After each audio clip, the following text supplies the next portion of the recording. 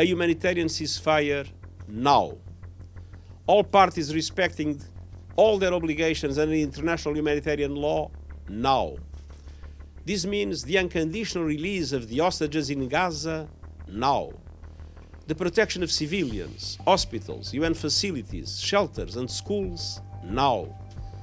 More food, more water, more medicine, and of course fuel entering Gaza safely, swiftly, and at the scale needed now.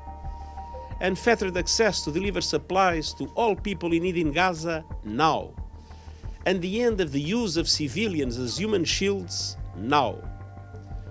None of these appeals should be conditional on the others.